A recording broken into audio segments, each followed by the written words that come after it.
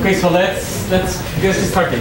It's a real pleasure and honor to introduce you to Ronen Benin, who is gonna be the first guest speaker of the class, from whom I expect that we'll get a lot of important lessons about life and about entrepreneurship and starting new things.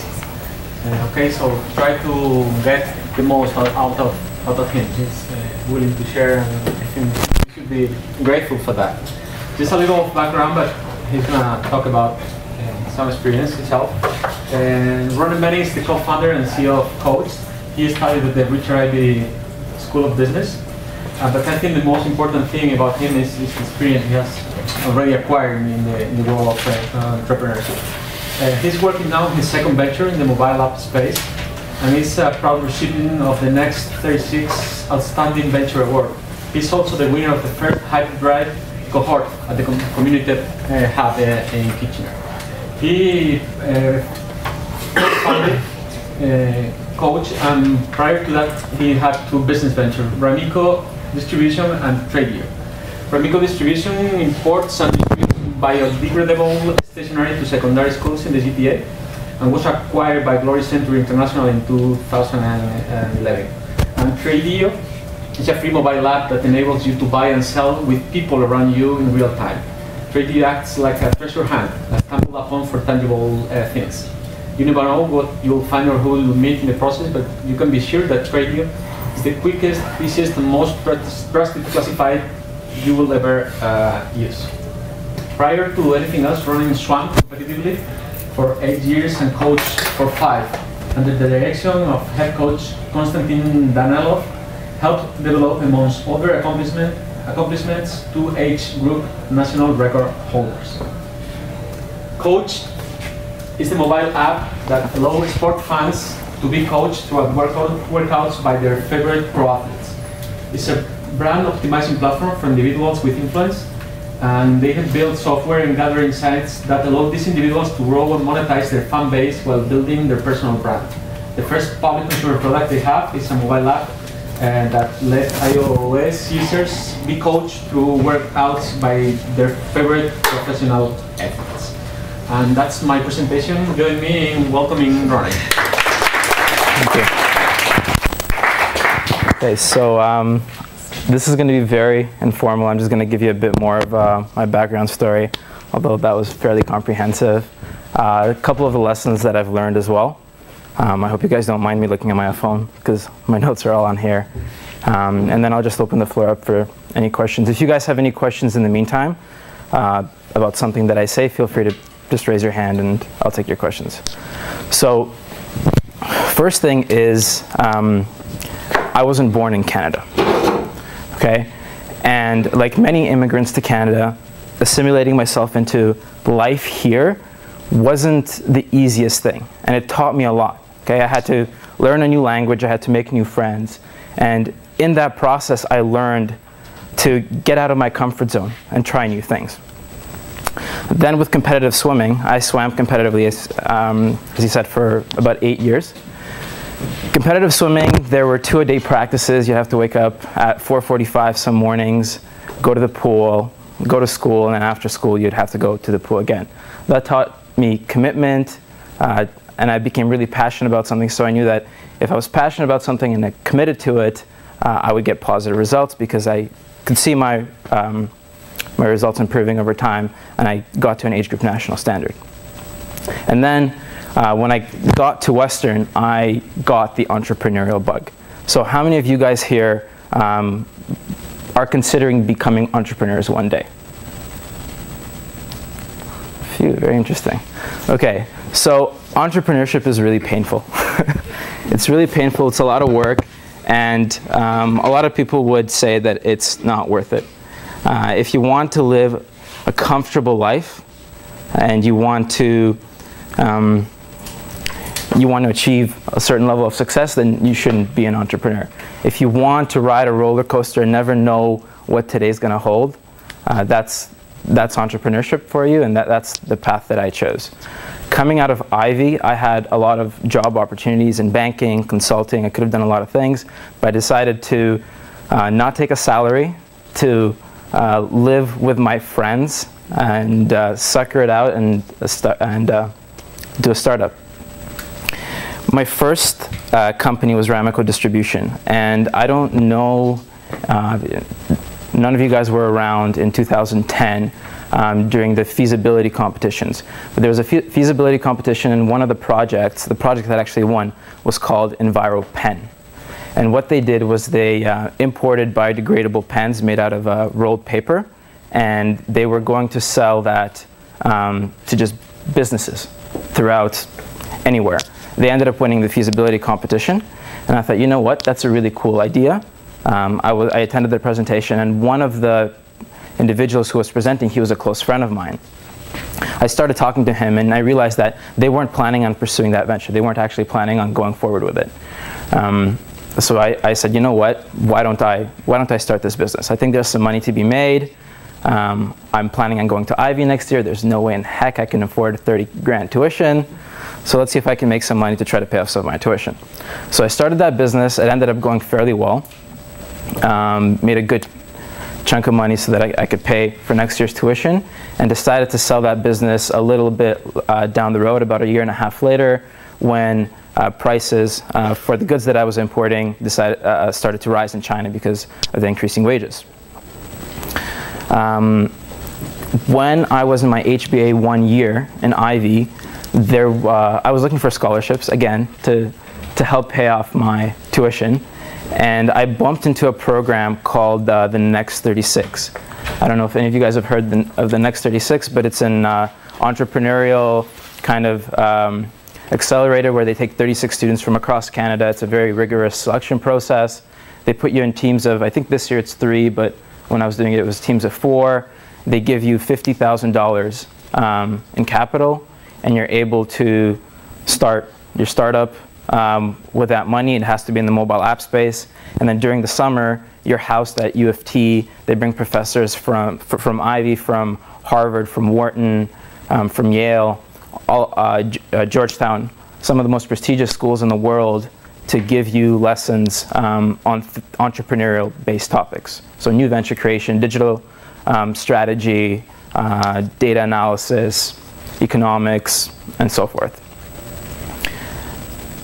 So that was my second venture. That venture ended up raising a little bit of money. It ended up going to another accelerator in San Francisco called UpWest Labs. I was the only co-founder at that point in time who was still in school. Everybody else was in their last year, and they were planning on pursuing the venture full time. So the investors essentially gave me an ultimatum. I'm either all in the venture, or I'm all out and go back to school and finish your last year. I decided, since it wasn't what I wanted to spend the next couple of years of my life doing, to go back to school, and I folded my cards there and went and did finish my last year of Ivy. But while I was doing my last year of Ivy, I decided to start another business, something that I was personally passionate about because I was an amateur athlete, and I realized that there was a real need. Amateur athletes want to be like their favorite professional athletes, but they have no way to really see what's behind the training of their favorite pro. So I thought, why not get your favorite professional athlete to train you? And the mobile device is the perfect medium to do that, because people have their phones on them when they're in the gym. I see all the time. They listen to music while they're working out. I decided to do that venture. I had a very difficult time finding co-founders. If there are any software engineer type people here, or computer scientists, you guys are in very high demand. So know that.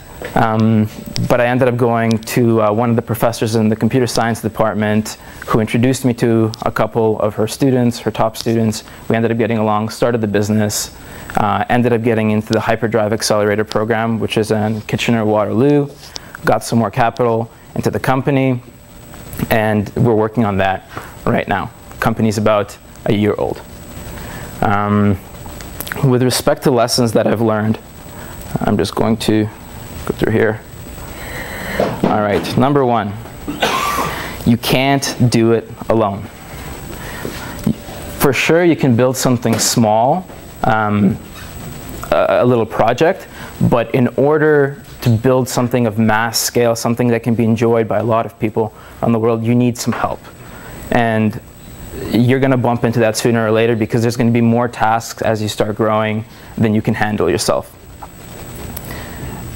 Also, never hire anybody, if you guys are employers one day, who you think is not smarter than you. Okay? So always hire smarter people. Because if there's somebody who's not quite as intelligent as you, or you don't think is quite as competent, then you're going to end up micromanaging them, and you're not going to be able to do your own work because you're going to be afraid of the quality of work that they're going to be doing. Also, on the hiring topic, hire slowly and fire quickly. In my experiences, I've had 3 startups. I'm working on a 4th one as well, kind of on the side right now. I've realized that people are the most important thing. Okay? If you have a product that people like, if you have smart people around you, you're always going to find a way to make it better and make it something that people love. But if you have a fantastic product, but not the best team around you, then technology changes very quickly, and if you don't have the best team, you're not going to be able to innovate quickly enough in order to get your product where it needs to be. So, case in point right now, I love Apple, but has anybody seen what's happening to their stock price? Does anybody know? It's going down because as soon as Steve Jobs passed away, Tim Cook took over, and essentially there's no real innovation. They're using a lot of older technologies and bringing them to market right now, and that's not really working for them. So you need a really strong leader and a really strong team around you in order to execute a strategy effectively. Okay, this one's very important. You're always being watched, no matter what you do. Make sure that, especially you guys at your age, pay attention to what you do when you're in public. I have a lot of fellow entrepreneurs who have made decisions when they were inebriated that ended up causing them a lot of trouble in their ventures, because all that stuff's online nowadays. Be very, very careful what you do when you're in public, especially. Okay, so this one's from personal experience as well, but I would strongly recommend that if any of you are interested in doing anything startup-y, you start while you're in school, because it only gets harder when you graduate. I started when I was in my 2nd year, and I got several job offers when I was in 4th year, and it was really, really tough for me to reject those job offers and take no salary. But if you start at the tail end of your 4th year, like a lot of my friends did, they already had jobs lined up, and they didn't see the product that they were trying to build come to market. They didn't see their dream kind of come true yet in building a product from start to finish. So they started a startup. They weren't able to raise enough money quickly enough, and they decided to take a job instead. If you start early enough, then you're going to be able to go through that full experience and decide whether or not it's really something that you want to do. Okay. Always put yourself in positions of discomfort. I absolutely hate public speaking. Okay? I hate it with a passion. And this is something that's very uncomfortable for me. I'm much more of a one-on-one kind of person. And if you ask anybody who knows me well, they'll tell you that. But this is something that's uncomfortable for me, and a skill that I know that I need to develop. So that's why I'm here today and speaking to you guys. And I hope you guys criticize me and give me pointers on things that I can improve, because it's personal development for me as well. Get connected and stay connected. You guys are a big problem with with students is that they stay in the student bubble and they don't go out of it. So when they're trying to either get jobs or trying to build a business or whatever they try to do, they don't have any points that they can leverage. I try to go to as many networking events as possible. I applied for these competitions. I applied for the Next 36. Next 36 was actually what I would consider the one program in my life that helped change a lot of the trajectory of where I was going, because it introduced me to some of the most powerful entrepreneurs in Canada and beyond. So put yourself in positions of discomfort, get connected, and stay in touch with the people that you connect with. There's a lot of young entrepreneurs who they meet a lot of fantastic people and then they go on with their own lives and they don't bother staying in touch. If you don't stay in touch, those connections die and they're much more difficult to resuscitate afterwards.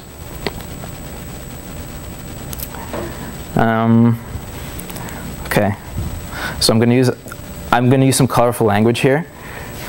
So you decide whether or not you want to put that on tape. But it's cool to be a shit disturber, but you have to know what you're talking about.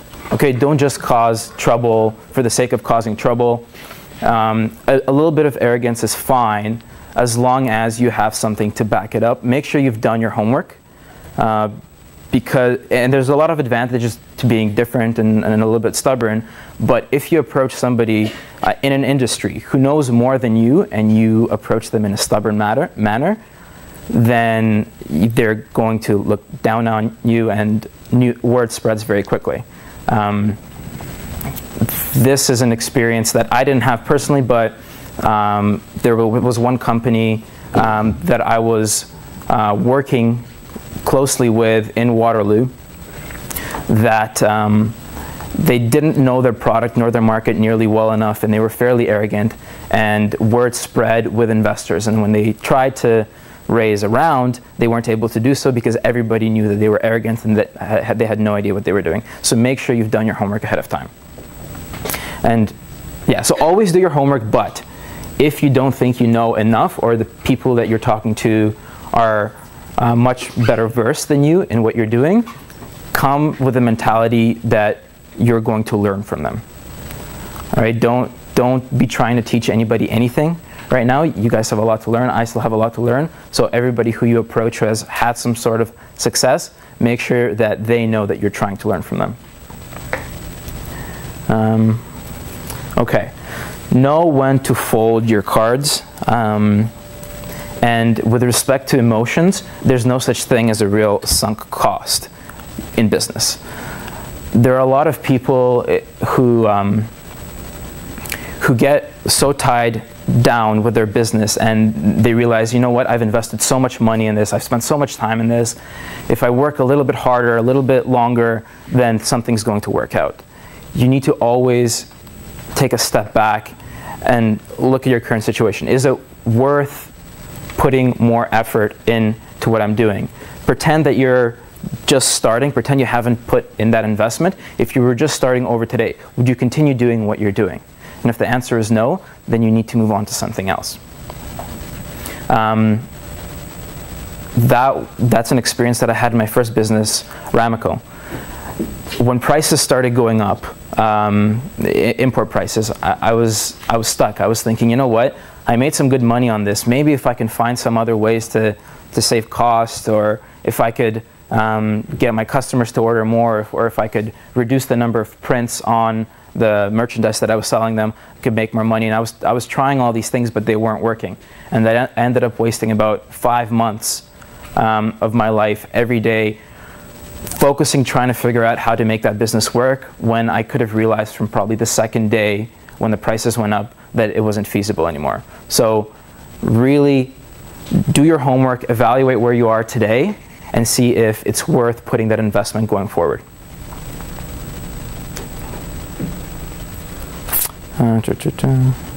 Okay. So entrepreneurship is a roller coaster, as I said before, and you're going to have days when things are absolutely horrible and you know the tough to survive. So if things are going really poorly and you're able to fight through that, then you're going to persevere, sure.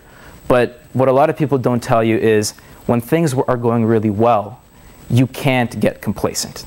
Okay, complacency is one of the biggest killer of companies, young companies who have early success and then die, because the entrepreneurs or the team that starts the company starts seeing success, and they think, you know what, we're ahead of the curve, we're going to win. But you got to realize that there's always hungrier people around you. So it's important to reward yourself for your successes, but the next day when you come back to the office, you need to work even that much harder, because there's going to be even more people trying to chase you, trying to eat your lunch, essentially. Okay, you're only young once.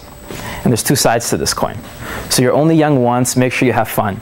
Okay, having fun is really, really important. You don't want to look back X number of years from now and realize, oh, I just wasted all of my life doing something that I wasn't passionate about and I didn't have fun. But at the same time, you only have this amount of energy once. The way I look at it is, I don't know if the companies that I'm going to be building in the next couple of years are going to succeed. But I don't have anything to lose, right? I'm fairly young. I'm very close in age to you guys. And if this fails, then whatever, I have some debts that I have to pay back, but I'll always be able to find a job and do something else. I don't have a house. I don't have a mortgage. I don't have a family. So you're only young once. Okay, also, get mentors. It's part of the getting connected process. When you see somebody that has done what you want to do one day, make sure you reach out to them, speak to them, and learn from their experiences, because they were in your shoes once. And if you do, one day when you guys get to their age, you're also going to want to give back. It's a process. So when you see somebody who, I don't know, if you're an aspiring basketball player, for instance, and you have a chance to hear Kobe Bryant speak, then walk up to Kobe and tell him that you're passionate. Even if he says, no, like I'm not able to mentor you because I have so many other things, you haven't really lost anything. But many times when you approach, especially entrepreneurs, and they see that fire in your eyes, they're going to want to give back to you and mentor you. A lot of the investors that I've had in my businesses started off as a mentoring relationship. I just approached them and I said, I'm really interested in doing this. This is what I've done to date. Make sure you don't approach them without having done anything ahead of time. This is what I've done to date. Can you help me get to that next step? Can you work with me because I'm really passionate about this? Okay, so, and this is the last point that I'm going to make, and it's value your friends and don't burn bridges. Friends, businesses come and go, but your best friends, the really important friends, are there with you forever through the tough times. So again, this is from a personal experience. For one of my companies, I can't say which one, but the company started unraveling, and I became really close with one of the co-founders that I started the company with. And the fact that the business wasn't going nearly as well as I thought it was going to go, people started leaving the company because we weren't able to pay their salaries. Things got really rough between us, and we let business get in the way of our friendship, and he was one of my closest friends. That friendship started to fall apart. Luckily, I was able to kind of, rekindle that friendship over the years. But it's very important to remember that the people who you are friends with, you need to treat them like they're friends. And businesses, you'll be able to shut this one down and start another one another day. So yeah, those are the lessons that I want to impart on you guys.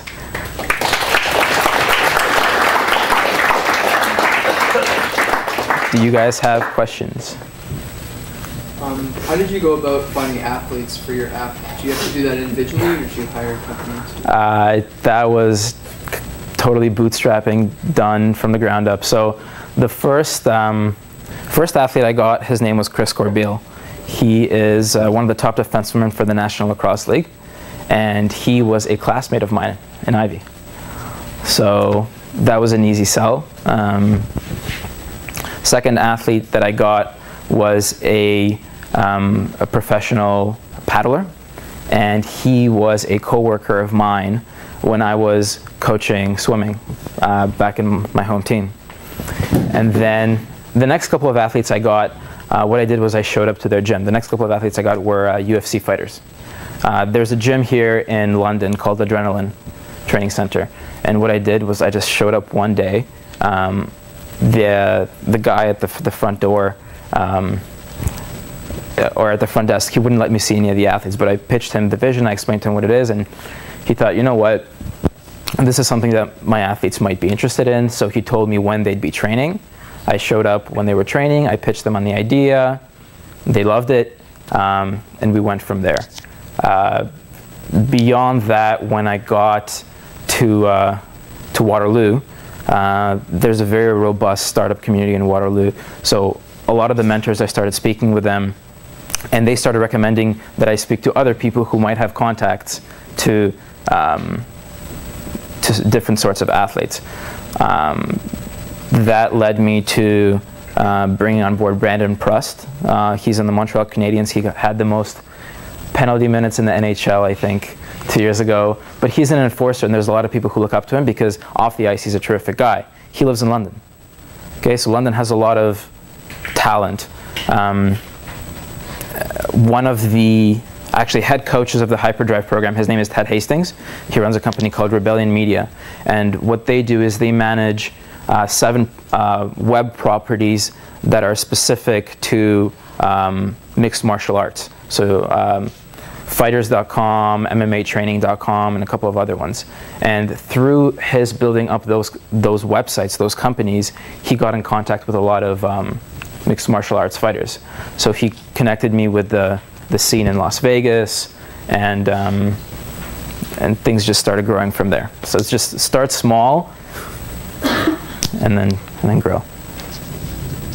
Yep. So, how do you find time to do everything? Like, especially with school, I guess, and startups, and I'm sure like you have other things on the side. Yeah. Social life. Like, how would you social life? Like how would you like balance that? Like, or time manage what you do?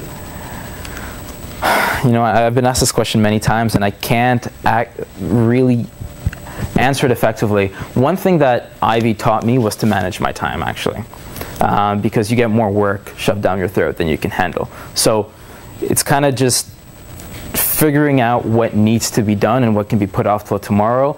I don't sleep very much. I sleep maybe 3-4 hours a night. But you get used to it, right? Just like the workload, you get used to it. And the other thing that is very, very important is, for me, is to have fun, right? A lot of people think, oh my goodness, there's so much work, but I look forward to that having fun. And I find fun things, or things that are fun within my line of work, right? So when I'm preparing for a meeting, I love meeting with mentors, I love meeting with investors. That's something that I'm really passionate about. So when I'm doing the prep work to meet with them, the goal is that actual meeting. So that's what's fun for me. So when I go into there, it's almost like a game for me. And also exercise. Exercise is very important because that helps you be a lot more productive, I find. There was a point in the summer when we were in a coding sprint. For about 2 months, we worked 21 hours a day. We were like at the office, not doing anything else, then went home to sleep. I gained a lot of weight, and I wasn't able to think clearly at all. Exercise is extremely important. Have fun when you can. Find fun things to do, or find fun things in your daily life that you can, you know, build towards, and things just kind of fall into place other than that. Are there any books that have had a big impact on you as far as your business life?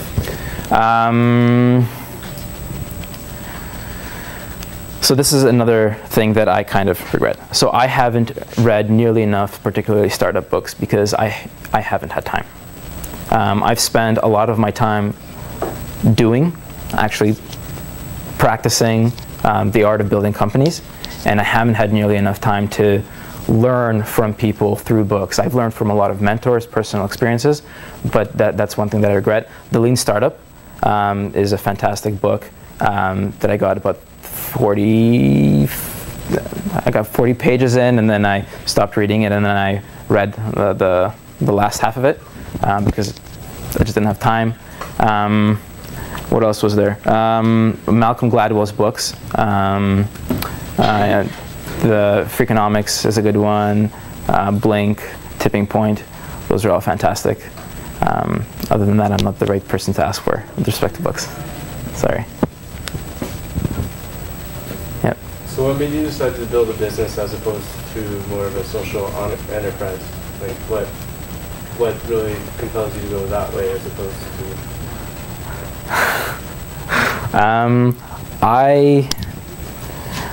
I think a social enterprise can be a business as well. I really believe in for-profit, right? I believe that the role of a corporation is to increase value for its shareholders, right? But I also believe that you can do good in building a large business. So with Coached, one of the things that we aim to do is to decrease or to allow people to have a healthier lifestyle, to be excited to work out with their favorite professional athletes and at the same time be active, right? One day I might do something even more on the social angle, but I think that the for-profit angle for me personally is more attractive just because of my viewpoints. I don't know. I find capital personally motivating, right? I like the pursuit. Yeah, I like the pursuit of opportunities, and when there's money at the end of the day, that's always exciting, right? Especially, and also, I guess my age, I like shiny things, so. Yep. Should all entrepreneurs go through Ivy in order to? No, you don't have to.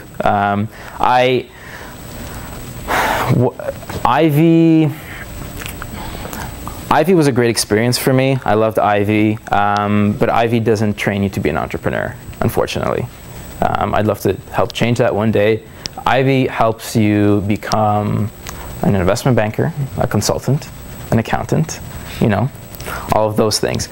You become an entrepreneur by actually doing, and I have a lot of friends who are very successful entrepreneurs who just went through either the BMOS program or a lot of engineers who went through software engineering, civil engineering at various schools who are very successful entrepreneurs as well. So Ivy you don't need Ivy if you want to be an entrepreneur. But I mean, it does instill a certain work ethic. And one of my strengths is building models, financial models, and I use that in a lot of my businesses, and that's one thing that investors have come to really respect. They know that I have that art, and I think Ivy did help in that respect. But yeah. I was going to ask you, are there any technical skills that you've picked up that you think are integral to the process? So again, with a lack of time, because I've been doing so many things, I really wanted to develop. So I started learning Python, I started learning, dabbling in that a little bit, as well as front-end development. But I realized that I needed to hire people who are smarter than me in that respect, right? So somebody that I can trust to take that part of the company up, because to really refine those skills and develop them would have taken me way too long.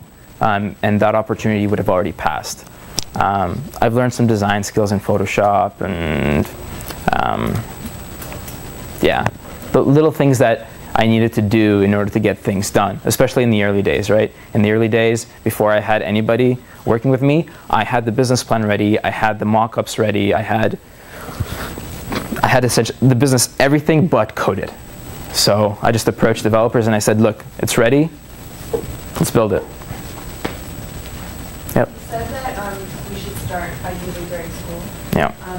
But if you were to graduate and get a job, would you say that you still have time to build up the company for that? Sure. Like Sam Walton, the founder of Walmart. How old was he? He was 50-something years old. So there's no real age that you have to be in order to start a company. And actually, a lot of my investors were consultants first. They did Deloitte, Accenture, those firms, and they later on, once they had a safety net, they started companies. All I'm saying is that, in my view, the risk factor goes up as you get older, right? Because priorities change. There's more bills that you have to pay because you're trying to maintain a certain standard of living, and it's also hard to leave a really cushy job, right, when everything's guaranteed, and jump feet first into a startup when you don't know if you're going to be able to eat tomorrow, sort of thing. So that's why I would recommend starting while you're in school, because you have nothing to lose. Yeah. I'm just wondering, when you have an idea and you want to create it into a business, I'm just wondering what your thinking process is when you first get like, oh, okay, like this is cool. Are you thinking about like customers first? Are you thinking of like who can help me? I'm just wondering. I'm thinking of who I can sell it to. Honestly, my personal opinion is I look at an idea. I look at, okay, what is this going to do? What problem is it going to solve, first of all? When I was a really, really young entrepreneur, when I was just starting out, I was looking at just opportunities. Oh, this would be really cool. I think this would be really cool. But nobody really buys things. Well, no, that's not true. People buy things because they're cool. But there's much more certainty in people buying something when you solve a problem that they have. All right, so I see, does this solve a problem? How big can this be? And who can the company be sold to? Because I'm interested in flipping companies, right? I'm interested in building them up to a certain point and then getting rid of them when it gets too stressful. So, yeah, if it solves a problem, and I always, on a daily basis, a lot of you guys might think this is boring, but when I hang out with my friends, we just talk business. We talk business all the time. We talk opportunities, ideas. What do you think of this? What if this happened? Imagine the world in this way. So, just talk to people. Yep. Just wondering, who was the paddler you bought for your yacht? Sorry? Who was the paddler you bought for your yacht? Paddler, Arian Catter. Yeah. Anybody else? Cool, you guys are all ready to be entrepreneurs. Yep. Do you ever see yourself like packing it in and just going to work for a company or going to work for someone else, or do you think you'll always be? I have nightmares about that, yeah. I wouldn't be. I like seeing what I have in my mind coming into reality, right? So if I have the opportunity to do that, and it's a well-capitalized company, and I have a lot of say in what gets done, and I can take pride in my work, then yeah, I could see that happening. But I'm a bit of a, I don't know how good of an employee I would be, because as I mentioned, I'm a bit of a shit disturber. So I like to just run around and do things in very unconventional ways. So within a traditional company, that'd be very difficult for me to fit in. Yep. Is there like ever a point where you can see yourself just like sort of staying with one company and growing it to like a multi-billion-dollar level or multi-million-dollar? Personally, no. Personally, no, because that's not something that I'm super passionate about. I have a very short attention span. And I know that about myself. I can commit to something for a couple of years, but I don't think, I think I would lose interest unless the company is evolving very quickly and going into different areas of business. So something like Apple actually is really, really cool, because they started off in computers, then they had portable music devices, now they're in smartphones. Something like that, sure.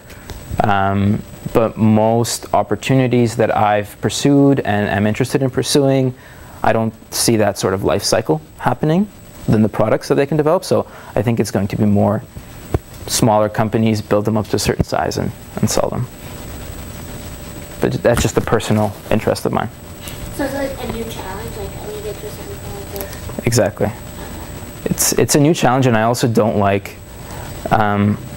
it's a different set of stresses, right? When you have a really big company and there's a lot of people relying on you, I don't mind responsibility. Responsibility is great, but when you have maybe thousands of people, tens of thousands of people relying on you, it's not something that, I don't think I'd be able to sleep at night, personally.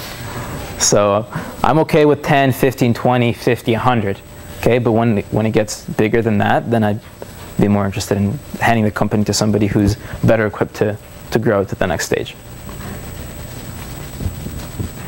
Yep. At what point do you decide to sign a company? What's the standard? For me, standard, well, the first company that I kind of sold was, the standard was there was no way for me to keep doing the required return for me to keep running this didn't make sense, and there was more synergies in what they were doing. But it's just, life is very unpredictable, right? Sometimes you get, I have a friend, I have a couple of friends who sold their company to Google about 3 months ago. And their company was a year old. They were University of Waterloo mechatronic engineer graduates.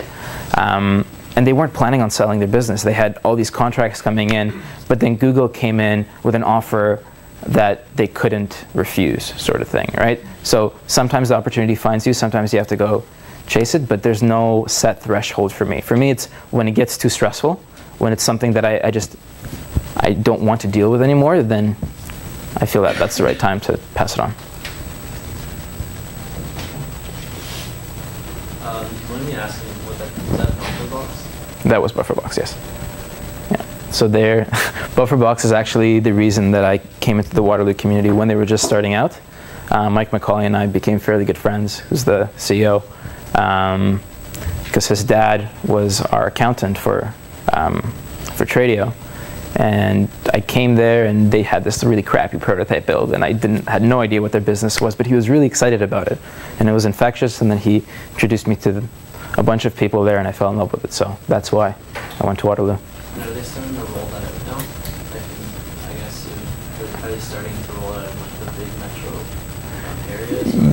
Yeah. So they have a partnership with 7-Eleven, with Via Rail, with the TTC, I believe, with Walmart, with a lot of big heavy hitters, yeah. In regards to making a team, did you have to, did you look at it like, are they passionate about coach the idea before their skills as whatever they were doing, or did you say they're better at skills, they're not so much into it? For me, the initial filter was the skills. Like, do you have the skills in order to build this? Because if you're really passionate about this, but you have no skills, then I'm going to have to spend so much energy, time and energy on you, trying to develop you in order for you to have the skills to build that up, right? But beyond that, okay, check mark, they have the skills. Are they passionate about the venture? Are they passionate about the idea? Are they going to be there when times get really tough? Because, excuse me, no matter what venture you're building, no matter what you're doing, there are going to be tough times, right? And a team is only as good as essentially the lowest common denominator, as the weakest person, right? And if there's a weak person on the team who isn't going to help push the company forward when it's down, it's most likely not going to succeed. So when you first started and you went to the computer science students, how did you deal with the confidentiality issues? I didn't care. I didn't care. If you want to build it, build it.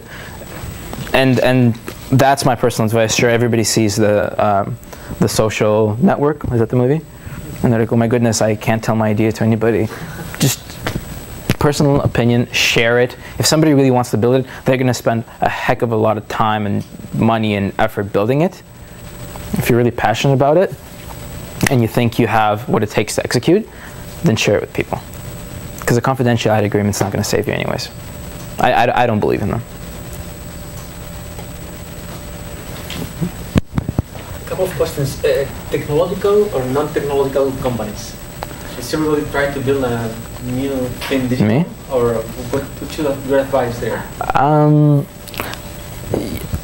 I've actually recently started having a specific interest in the chasm between companies who are or industries that were initially very tech savvy, but there's an opportunity for them to make that leap into a more technologically efficient industry. Universities.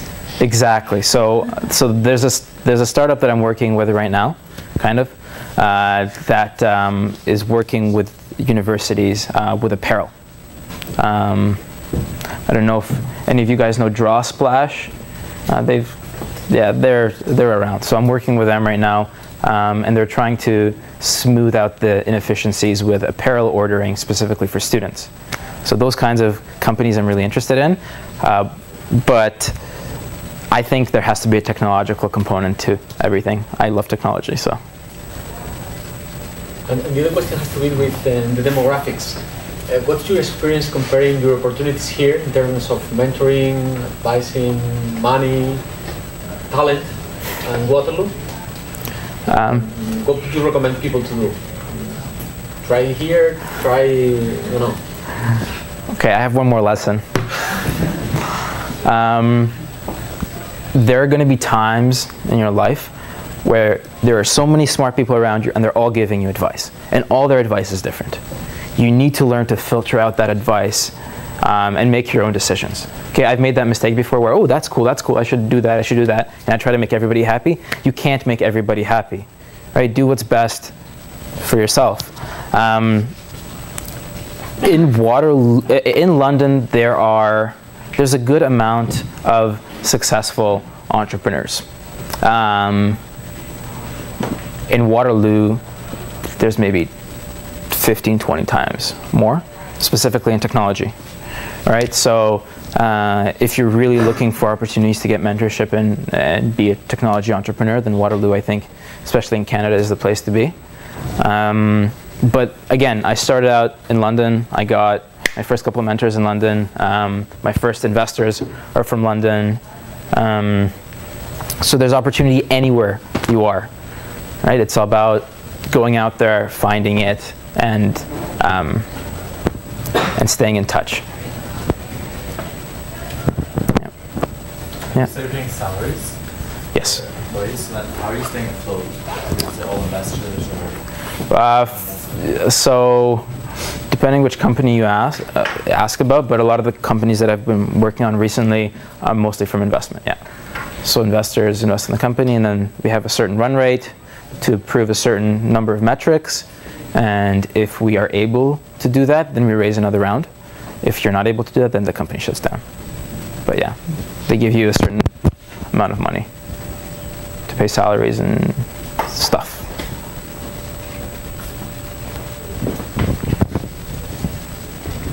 Is it hard when trying to get investors to give up too much stake in the company? Yeah, it's like a seesaw, right? The way I view this is owning a big chunk of nothing is nothing, but owning a small chunk of something is still something, right? So I'm personally, when getting investment, I'm not too stingy about the stake that I give out. I've given up a good chunk of my companies to investors because it helps things get done quicker, and especially when you're in my space and you're in technology, things move very, very quickly. And if you can't get a deal done within a month or two, and it drags on for half a year, you're losing very precious time where you could have already had that money and been doing something with it, right? So for me, it's not as big of an issue as a lot of people. I just look for a fair deal, and I want the investors to be happy as well, right? If you're really fighting them, trying to get the best deal possible for you, then the investor is going to be more reluctant to invest, and when they do invest, they're not going to be quite as interested, right? You got to find that balance. Yeah. Time for one more question. Okay. Just out of curiosity, what do you think about like Dragon's Den? Do you ever watch it? I have watched it. I stopped watching it. I don't have time to watch it. But I have friends who've raised money on Dragon's Den. I think it's a great show. It gets a lot of especially young entrepreneurs excited and about the possibilities. But it's a show, right? That's not how it happens in real life. Deals don't get made that quickly. There's usually like a dating process, essentially, with investors and the entrepreneur. So it gives a lot of entrepreneurs false expectations, unfortunately. But at least it gets people excited about the idea of entrepreneurship. So, two sides to that. Okay. I think that he will be happy to talk to any of you now on a more personal basis. I'll stick around. Really want to thank you for being here and sharing all this. Thank you.